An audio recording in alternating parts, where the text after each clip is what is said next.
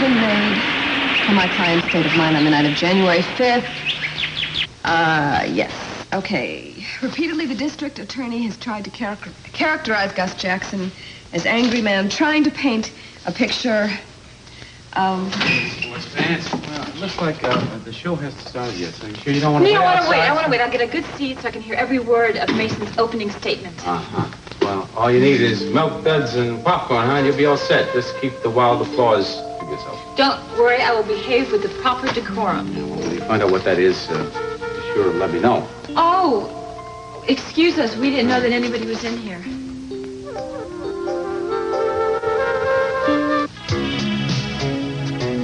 Yeah, I would have left before now, but there's a family matter that requires my attention. I know exactly what family matters he's talking about. Spelled Kelly. I'm leaving immediately. I should be able to make it to the courthouse in 15 minutes. Well, what's he saying? That he's leaving right now? To the courthouse. It's not significant. I thought we were supposed to stay here and screen all of his calls. For important calls, that wasn't one of them. Let's get back to more pressing matters. Ow! What? Ow! What? I'm sorry. This pipe. I always loved basement foreplay. Doing my best to heat you up. Well, this is your best, Keith. You're slipping. Well, show me the way.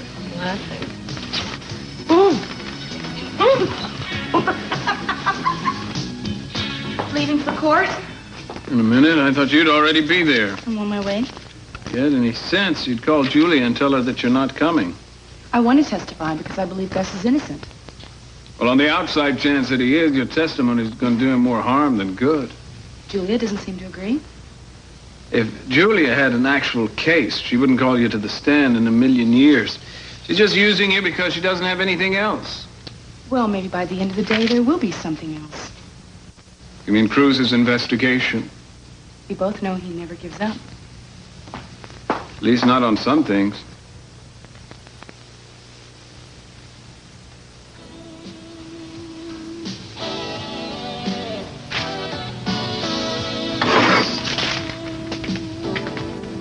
Theo, you're late. Get over there. Now, where the hell have you been, Squid? You been looking for somebody? A guy with a big rock on his face? I told you I was looking for him. Now, where'd you get his name yet? Well, for another $100, I think I can... I'm not here to spin the wheel of fortune with you, pal. An innocent man is going on trial today. He's going to go to jail if I don't find the man with the ring. So if you got anything to say, you're going to tell me about it now.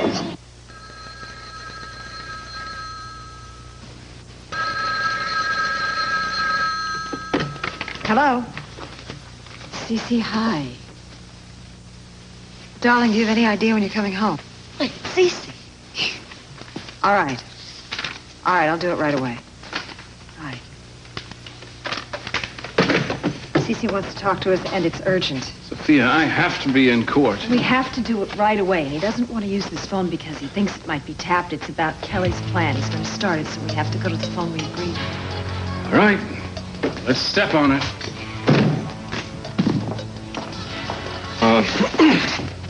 One of us should follow him, and I think it should be you. Okay. It's inside out. Now, remember, stay out of sight, okay? But close enough so you can hear their side of the conversation. Yes, fine. I can't believe they finally mentioned the plan. Well, then get your gorgeous behind in gear. Come on, go. Go on. Watch out.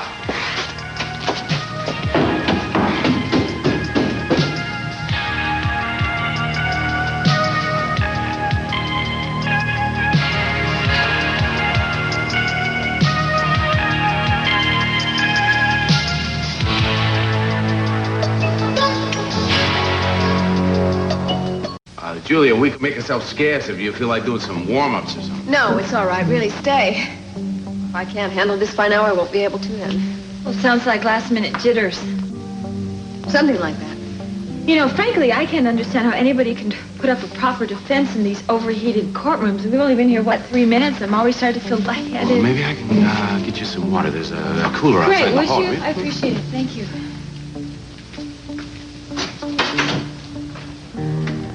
So is this your first trial? Yes. Am I that obvious? There's just an air that comes over certain people. Why did you pick this one? Well, knowing the two lawyers involved, I was curious. Curious about Mason, you mean? Oh, yes, and you too. I hear you're a formidable opponent. I'd like to watch you both in action. Well, we'll try to live up to your expectations. Excuse me. Yes, of course.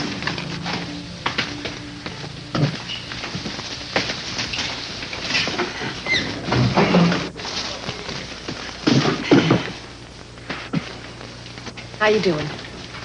Okay. Well, you look confident. That's good. Too bad I don't feel that way. Fact is, I feel the exact opposite. I'm going to let you in on a little secret. It doesn't matter if you're confident. Because your lawyer is, and I'm the one who has to do all the talking. Now, if I only knew someone was listening. I've just had it with you, man. Now, you talk to me. Did you see the guy yourself, or did somebody else see him again? No, I saw him. Where? Well, there's an alley 4 or 5 blocks down the street. What were you doing there? I was sleeping there, okay? There's a dumpster. Your guy came in the other night, tossed something in there. I don't even know what it was. How do I know it's the guy I'm looking for? Well, it's supposed to be a black guy with a big diamond. The streetlight bounced off it. I almost went blind. Uh-huh. What else? I had a bad leg. All right, that rings a bell. Well, he's your guy then. Where's the alley? You know Tularosa Street? Yeah. Well, right behind there's an alley. Right next to a burned-out building on the left. The dumpster's right in front of it. All right, you did good this time, Sal. If you see this guy hanging around there again, I want to know about it immediately. Hey, wait a second. You're not going to tell me this isn't worth something to you. Here's $20 for wrinkle on your shirt. 20 Yeah, bucks? $20. And next time, you don't squeeze me over money.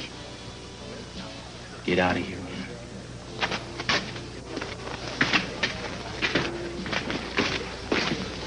Friend of yours? That was Sal the Squid. I told you about him. Well, I can see if I hang around with you, I'm going to meet some of the most elite people in the world. Well, don't knock him. He just gave us what could turn out to be a very important tip. You interested? Sure. Don't speak too soon. This involves a rather elite strain of garbage. Garbage? Garbage.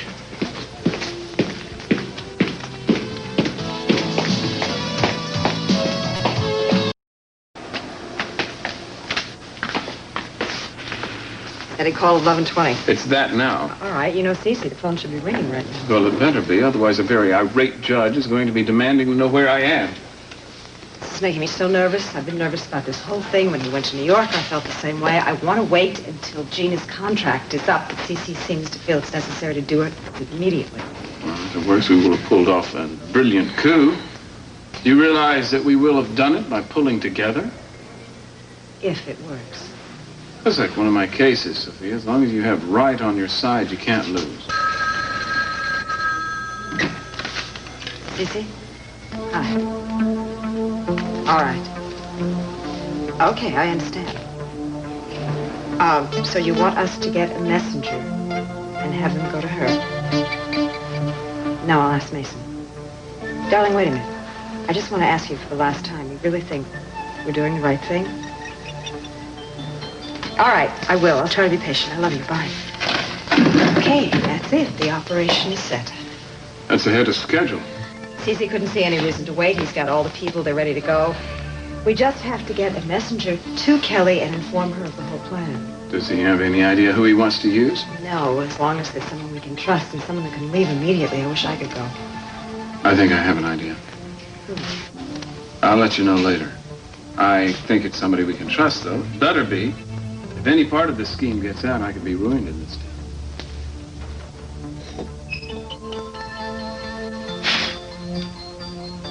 $19.19? You gotta be kidding me. Come to Papa, you ancient grape.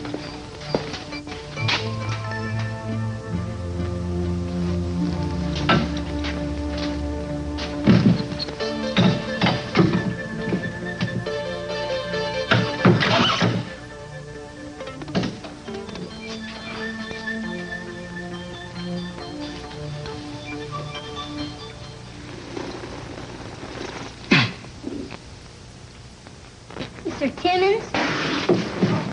What are you doing down here?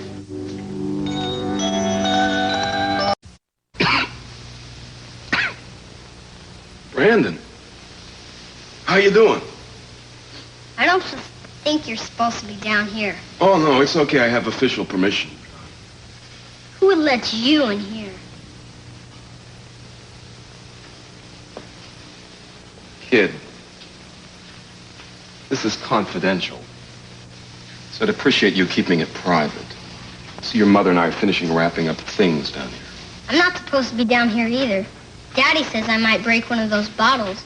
They're very, very expensive. Did you know that? Yes, I knew that. I'm just down here checking to see if it's okay, huh?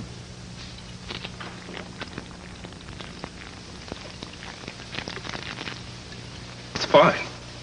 Hmm?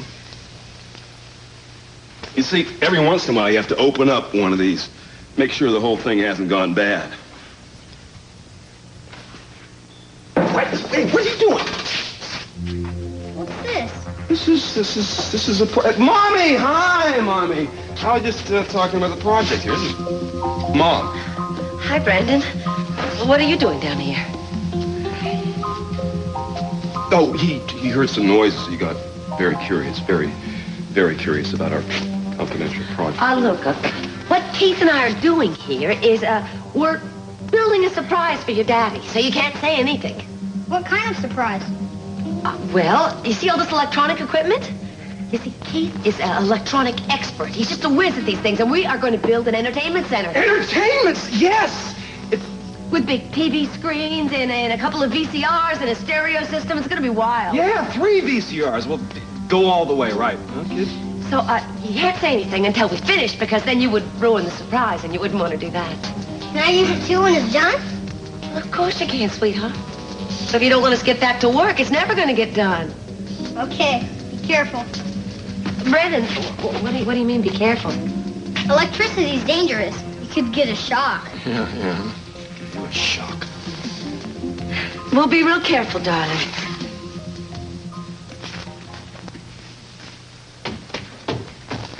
Look, it's not my fault he came down here. He's gonna send me to the hospital! Don't worry, he's very good at keeping secrets, Keith. Well, what did you find out? Is there anything we can use? Well, I got there a little late, but they're definitely planning something, and the plan definitely involves Kelly. Great. We knew that before you left. I did the best I could. Mason and Sophia are being very careful about what they say these days. So that means we stay buried down here until somebody makes a phone call? That's terrific. That's just dandy. Well, unless we can think of some way of forcing their hand, they're going to have to contact Kelly eventually. Well, I think, what about carrier pigeons bringing a message saying, call your daughter? That's it. Carrier pigeons? No, something better. You're going to love it.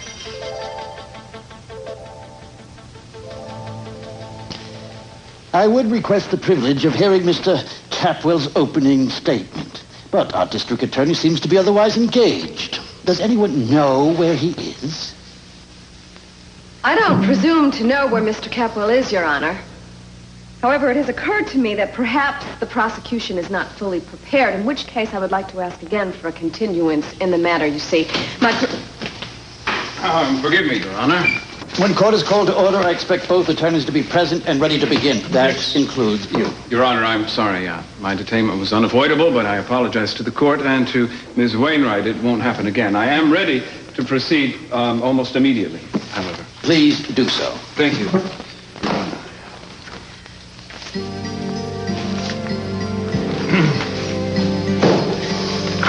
Mr. Capwell. Yes, Your Honor. In the matter of the People versus Augustus L. Jackson, there are 2 elements that become strikingly apparent to even the most casual observer. They are simple, basic, and part of the first line of questioning when anyone is charged with a crime. Motive and opportunity. Mr. Jackson had both. I don't suppose this guy, knew what might have been thrown away? No. Which dumpster, Squid? We're gonna have to go through all this slowly and carefully. Can't wait.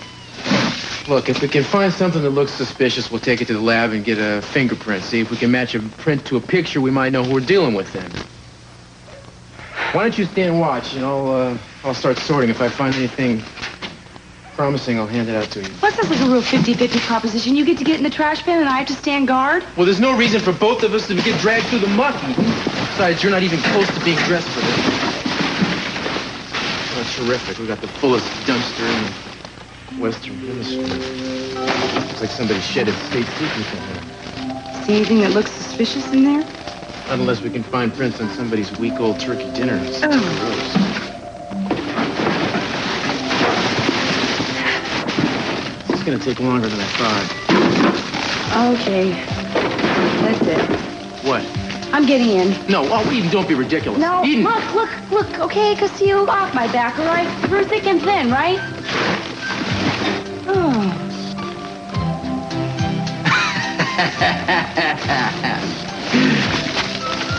This is a very special fragrance, isn't it? I love police work. It's so glamorous. Let me tell you, this is one of my better assignments. Oh, stop complaining. You take that side, I'll take this side. You got it.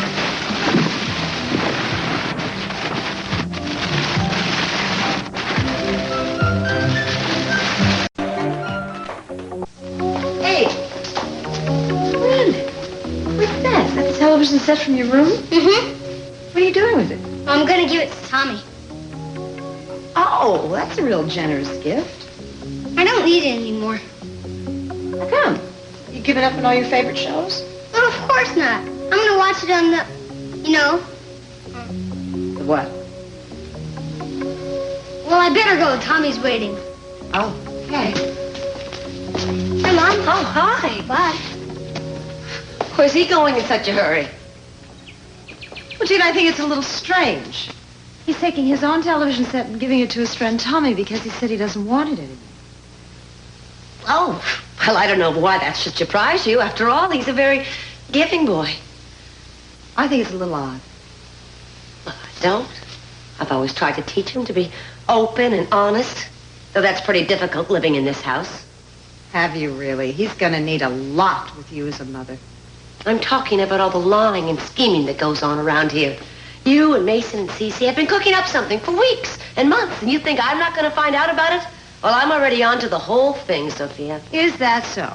You people are so painfully obvious with the hushed tones and the abbreviated conversations. What do you think, I am, blind? No, I think you're paranoid. Oh, that's right. I'm just imagining the whole thing. I'm just some poor, deluded woman. I'll tell you what. You're the one who's deluded if you don't think I know what's going on. I'm always one step ahead of you. So why don't you save us both a lot of wear and tear and give it up? Aren't you sick of all these empty threats? Well, I think your dire straits are living proof that my threats aren't empty. I'll be so glad when you're out of here. I just count the hours until you're through that door forever. 3 months adds up to a lot of hours, Sophia. And nothing is forever.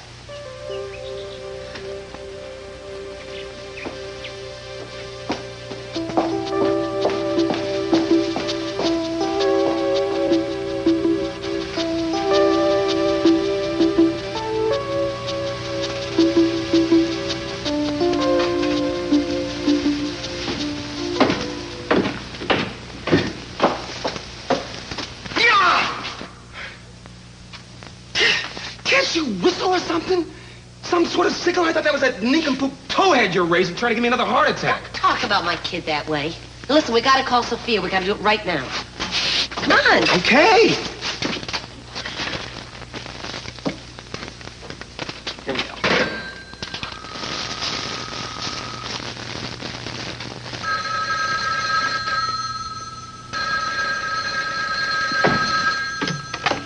Capitol residence, Brandon speaking. Hello, is Mrs. Armonti in?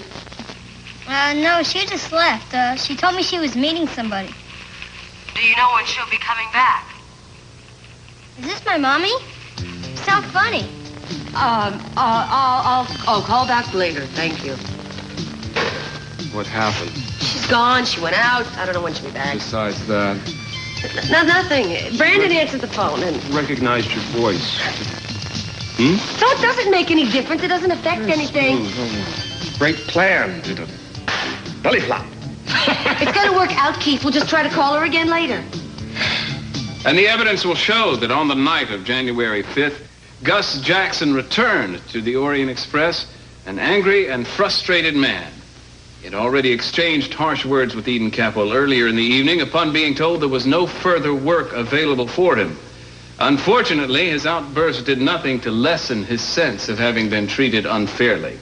For Gus Jackson, there was only one clear way to salvage something from the day.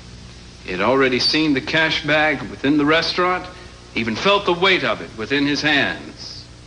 For a man fresh out of prison, discouraged at his early attempts to make money honestly, it seemed both easy and timely. He disguised himself as best he could, held Eden Capwell at gunpoint, and demanded that she hand over the money. Later, there was found in his room a clearly marked money container. I'm sure there will be no doubt in your minds when you have heard all the testimony that Gus Jackson was a deeply embittered man. So much so that he himself did not even realize how many of his actions were a clear indication that he would commit the crimes of robbery and assault on the night in question. At the conclusion of this case, I will have no hesitation in requesting that you return a verdict of guilty. Thank you. Miss Wainwright, do you wish to make an opening statement at this time? I wanted to see if you were as good in the courtroom as you were in my living room. You were fantastic.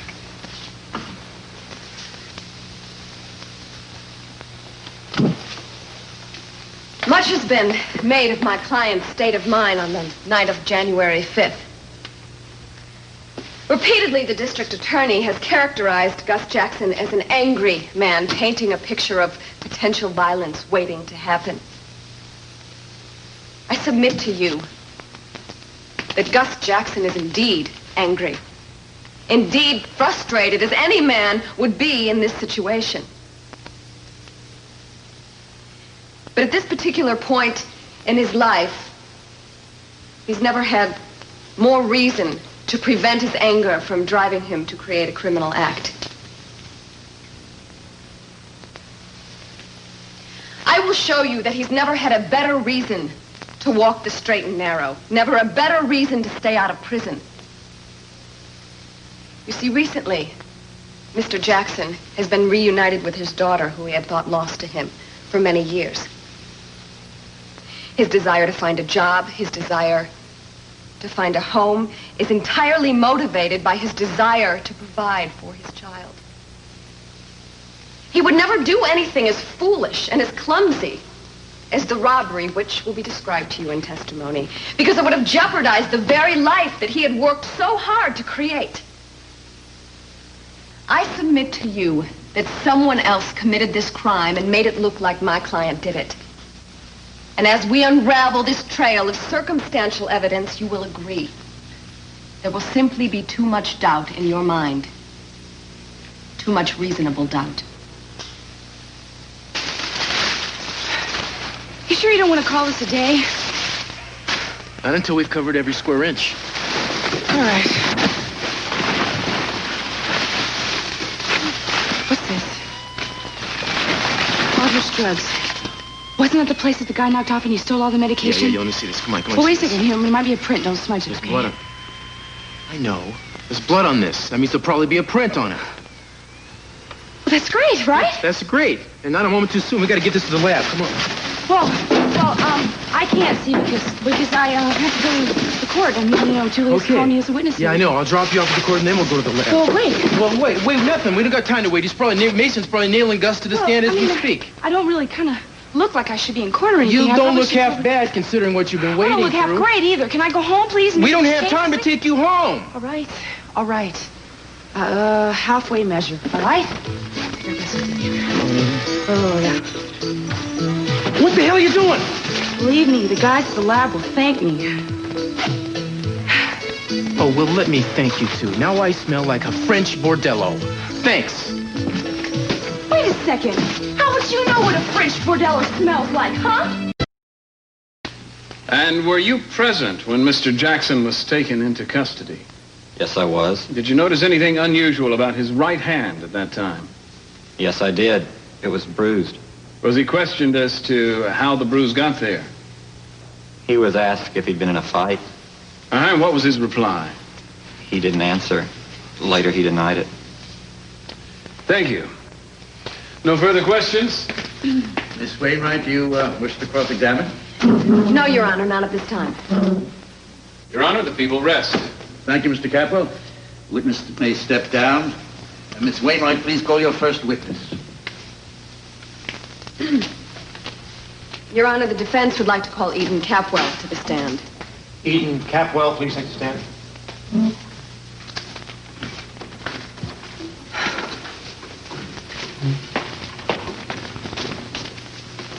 Raise your right hand. Do you swear to tell the truth, the whole truth, and nothing but the truth, so help you God? I do. You may be seated.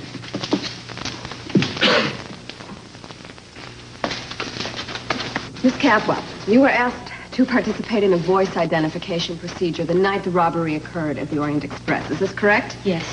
And you were asked to listen to 4 or 5 recorded voices, all repeating the same phrase, "I've got a gun, give me the money." Yes. Did you recognize any of the voices? Yes, I did. Gus Jackson. Had you heard it before? Yes, at the restaurant. I recognized it in the voice identification because it was the one I closest remembered. Miss Capwell, suppose for a moment that the same recorded voices were played again for you today. Objection, Your Honor. This line of questioning deals with speculation, not fact. Sustained. I'll rephrase. Miss Capwell, has your judgment about the voices changed at all since you participated in the initial voice identification procedure? Yes, it has. In what way? Well, I first assumed, because I recognized Gus's voice, that he was the one who committed the robbery. I no longer believe that to be true. Why not? Well, I was made to believe that this identification test is not necessarily infallible. So I no longer trusted my first impression. Plus, there have been certain discoveries that might prove that Gus... Objection, Your Honor. The answer is not responsive to the question. I move to strike Miss Capwell's references to these discoveries. Sustained. All right, we'll move on to the question of Gus Jackson's comportment earlier that day. It has been stated in court that he was angry, even hostile to you, when you informed him that there would be no further work for him. Do you think that hostile is a fair word? Objection. The question calls for a conclusion, and a very subjective one at that. Sustained. Rephrase the question, Miss Wainwright. We're disappointed, describe Mr. Jackson's attitude. Yes, Gus had worked very hard that day, and I think that he was obviously hoping that it would pay off with his being asked to take a permanent position with us. I'm sorry, but I have to object again. Miss Capwell has no direct knowledge of the inner workings of the defendant's mind. Sustained. Strike the answer from the records. Please confine your question to what the witness might directly observe. Did Mr. Jackson perform his duties to your satisfaction the day that he was employed by you? Yes, he did. Did he complain or object to anything that he was asked to do? Not at all. In other words, he was willing to earn his money. He wasn't the kind of man who would opt for an easy score. No, of course. Objection. Thank you. No more questions. You care to cross-examine, Mr. Capwell? Yes, I do, Your Honor. Miss Capwell, I'm curious about the change of heart you had in regard to the voice identification. How long after the fact did you change your mind? A couple of days. And during that period of time, were you in contact with a certain police detective, former police detective by the name of Cruz Castillo? Objection, Your Honor. I don't see what this has to do with anything. Your Honor, Mr. Castillo has been involved in a private investigation of this case on his own. I believe I can establish that he has exerted undue influence over Miss Capwell in regards to the voice ID. Continue, Mr. Capwell, but do show me that you're going somewhere relevant with this. Yes, Your Honor. Miss Capwell, you have been romantically involved with said Mr. Castillo, have you not? Objection. Sustained. He has been very vocal in his opposition to the voice identification test. Is that true? He didn't believe it was accurate. Could you explain his reasoning?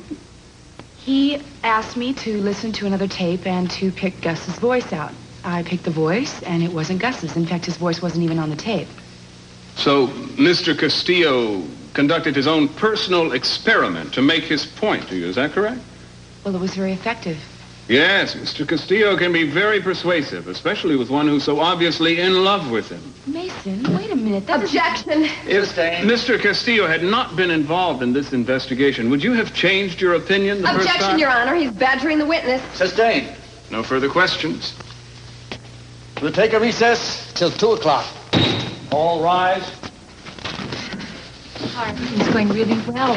I'm more interested in how you feel. I'm fine. I think you've had enough excitement for one day. Oh, Mason. No arguments. I'm going to drive you home. Hey, I thought that was my job.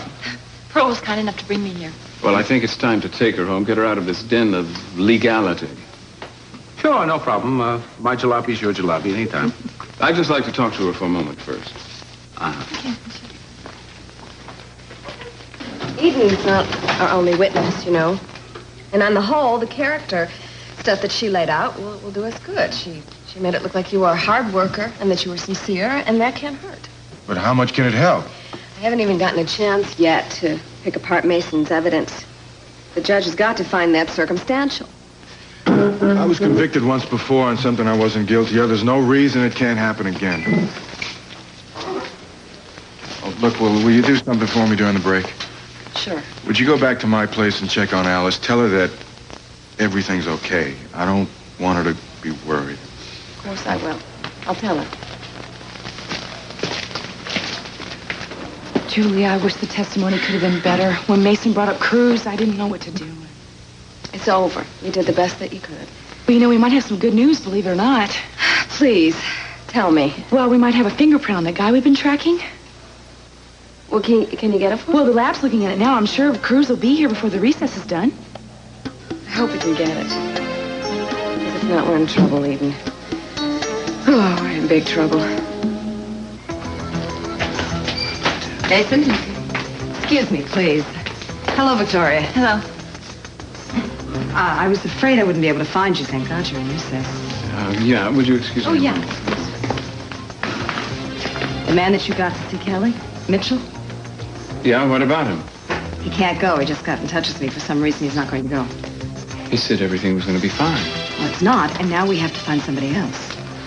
I'm running out of qualified contacts. He would have been perfect. He used to work for a government agency. He had a security clearance a mile wide. Well, if he can't go, Mason, he's not perfect. We don't need someone that has all those qualifications. We need someone who is honest, who's straightforward, who can keep a cool head in case of an emergency or something tricky happens. I know that. What do you think? Pearl? Yeah? He got her out of the hospital. He got her to Mexico and back again when all kinds of people were on their tail. I don't know. If Gina got any idea that Pearl was out of town... Mason, we have to make a decision now. Take him home. Explain the situation to him. Pearl, excuse me. I need to talk to you. Well, yeah? It's okay, Pearl. I'll drive the young lady home. Yeah, but I was supposed to... It's all right. I just have to talk to you about something very important. I want you to come with me. Is this about who I... We can't talk here. Excuse us. Well, your chauffeur got another assignment, so I'll be driving you home. Are you sure you're not going to reconsider and let me stay and watch the end of this? Well, somebody has to pay attention to your doctor's orders. Why don't you two talk? Excuse me, I'll meet you in the back, okay? Well, why the scowl, counselor? For those of us who still believe in corny little virtues like family loyalty, it was really something to watch you characterize your sister as a mindless idiot in a room full of people just to make a few very minor points.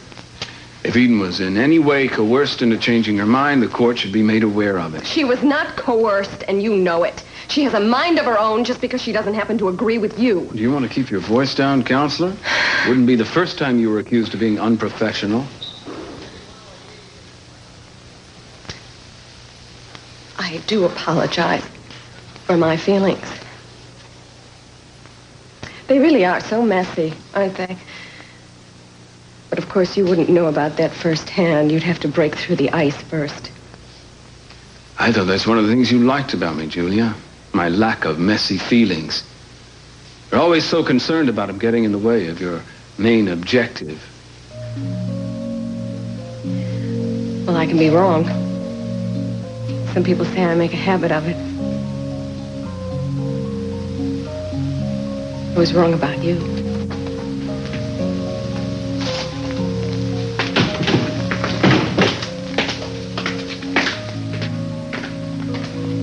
Julia, what's wrong? Did Mason say something? It's not what he said. It's what he is, and for some crazy reason, I seem to ignore that. But I can't do that anymore now.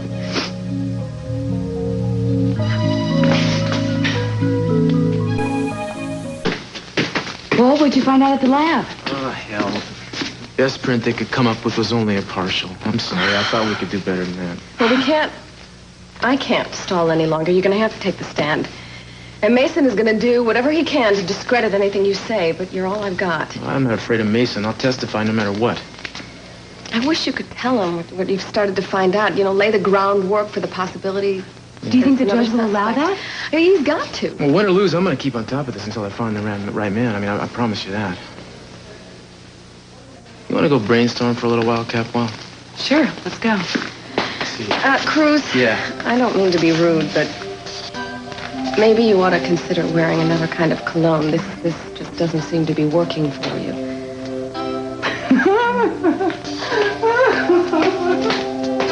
Thanks.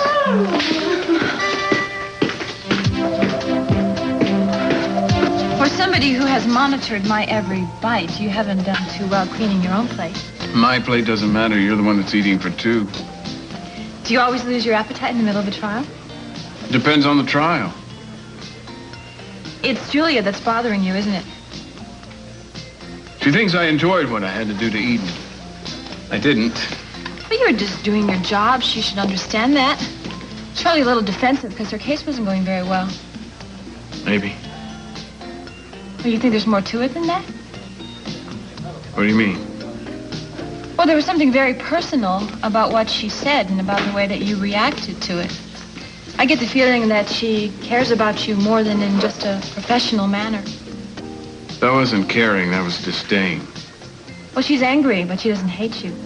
Far from it.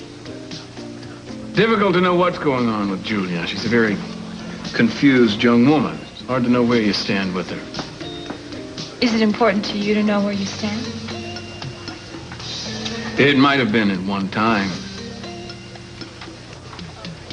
Look, if I'm going to get you home and myself back to the courtroom on time, we better start moving. Sure, whatever you say. I'll take care of the check.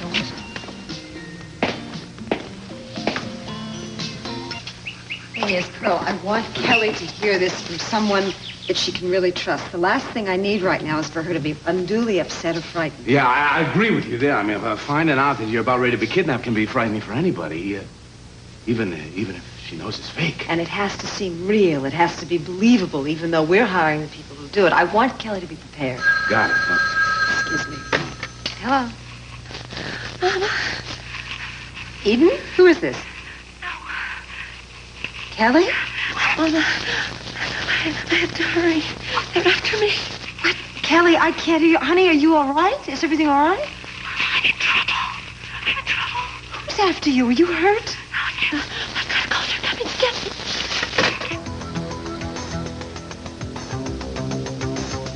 Sophia, what happened? What'd she say? No, what? What?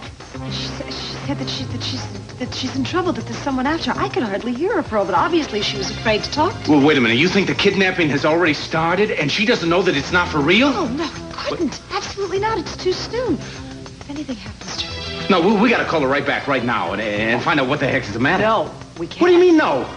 Because if she's in trouble, I know she didn't want anyone to know she was calling us. Plus, we're not supposed to use the phone at all. We don't have a choice, Sophia. We got to call her back right now. Alice!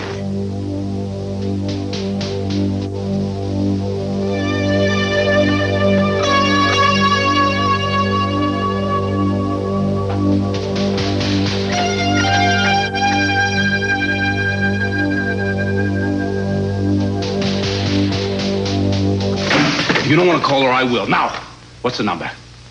Come on, Sophia. Kelly's life could depend on this. This could be our last chance.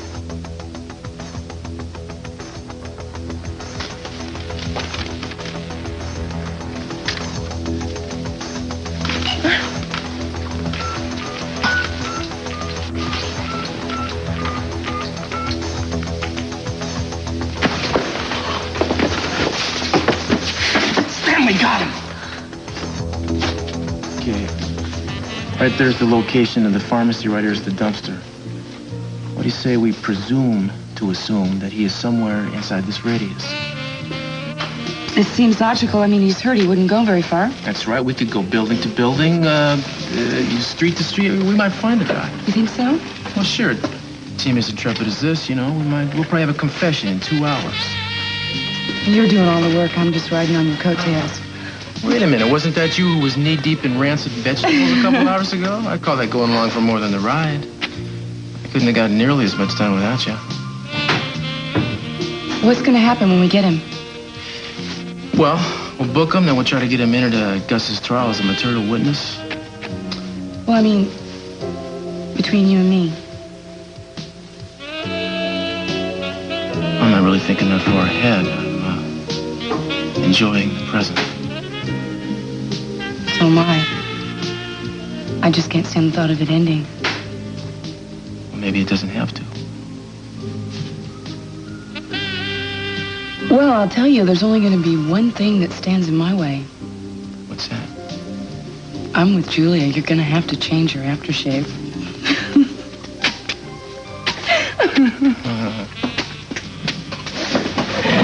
Where are you going? Jody, give me a double bourbon, will you? Come on. Not bad. You know, you really know how to hurt a guy's feelings. Oh, really? I can't say that I appreciate that, especially since it was your idea, this aftershave. I think you invented it. Darling. Watch this.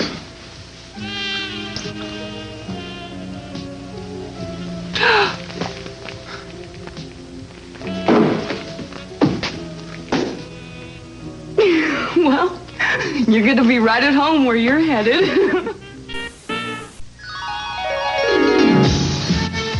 Coming up next on CFMT, join host Jim Perry for the Sale of the Century.